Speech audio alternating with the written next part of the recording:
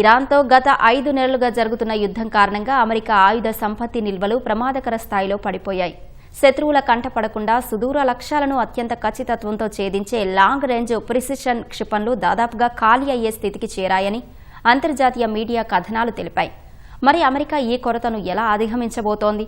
రాబోయే రోజుల్లో చైనా లేదా రష్యా నుంచి ఏదైనా సైనిక ముప్పు ఎదురైతే అమెరికా సన్నద్ధత ఏ స్థాయిలో ఉంటుంది? ఈ కథనంలో చూద్దాం. అమెరికా సైనిక దళాల ప్రధాన ఆయుధాలైన సర్ఫేస్ టు సర్ఫేస్ క్షిపణులు, ప్రత్యేకించి ఆర్మీ టాక్టికల్ మిజైల్ సిస్టమ్స్, కొత్తగా అభివృద్ధి చేసిన ప్రెసిషన్ స్ట్రైక్ మిజైల్స్ నిల్వలు భారీగా పడిపోయాయి. ఇరాన్ యుద్ధంలో అమెరికా తన వద్ద ఉన్న ఈ 2 రకాల క్షిపణులన్నీ దాదాపుగా వాడేసినట్లు అంతర్జాతీయ మీడియా వర్గాలు తెలిపాయి. ఒక్కోటి $1 మిలియన్ పైగా ఖరీదు చేసే ఈ క్షిపణులు అమెరికా రక్షణ వ్యవస్థకు వెన్నెముక లాంటివి. ఈ క్షిపణులు శత్రు స్థావరాలపై సురక్షితమైన దూరం నుంచి ఖచ్చితమైన దాడులు చేయడానికి ఉపయోగిస్తారు. రష్యా యుద్ధంలో ఆ దేశ సుదూర లక్ష్యాలను ఛేదించడానికి Ukraine army tactical missile systems ని ఉపయోగించింది. ఇప్పుడు వీటికి ప్రత్యామ్నాయంగా మరింత అధునాతనమైన ప్రెసిషన్ స్ట్రైక్ మిజైల్స్ అమెరికా సైన్యం సిద్ధం చేస్తోంది. అయితే వీటి ఉత్పత్తి ఇంకా ప్రాథమిక దశలోనే ఉండటంతో ఆయుధాల నిల్వల కొరత తీవ్రంగా ఉన్నట్లు తెలుస్తోంది.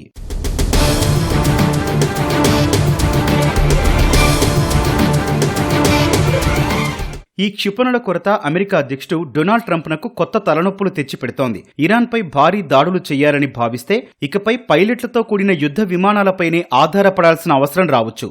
ఇది చాలా ప్రమాదకరమైన నిర్ణయంగా మారే అవకాశం ఉంది. అటు కాంగ్రెస్ ముందస్తు అనుమతి లేకుండా ట్రంప్ ఈ యుద్ధాన్ని కొనసాగించడంపై అమెరికాలో రాజకీయంగా తీవ్ర విమర్శలకు దారితీస్తోంది. ఇరాన్తో యుద్ధం ఇప్పట్లో ముగిసేలా కనిపించకపోవడం, అమెరికా సైన్యం వద్ద క్షిపణులు తగ్గిపోవడం భవిష్యత్తులో చైనా, రష్యా లాంటి దేశాలను నిలువరించడంలో అమెరికాకు ఇబ్బందులు తెచ్చిపెడుతుందని రక్షణ నిపుణులు ఆందోళన వ్యక్తం చేస్తున్నారు. అయితే యుఎస్ సెంట్రల్ కమాండ్ మాత్రం ప్రపంచవ్యాప్తంగా ఉన్న తమ ఇతర స్థావరాల నుంచి ఆయుధాలను రవాణా చేసి నిల్వలను సర్దుబాటు చేస్తోంది.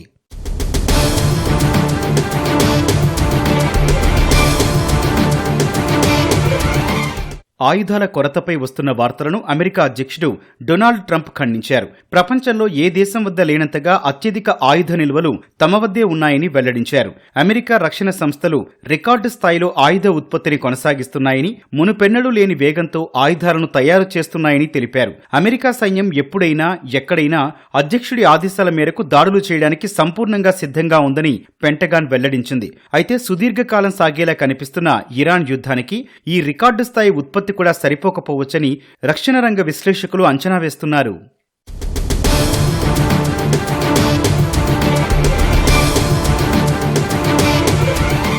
దాడులకు ఉపయోగించే క్షిపణులే కాకుండా శత్రువుల దాడులను గాల్లోనే అడ్డుకునే పేట్రియాట్, థాడ్ లాంటి డిఫెన్సివ్ క్షిపణుల నిల్వలు కూడా భారీగా తగ్గాయి. నావికాదళం ఉపయోగించే టోమహాక్ క్షిపణులను సగానికి పైగా వాడారు.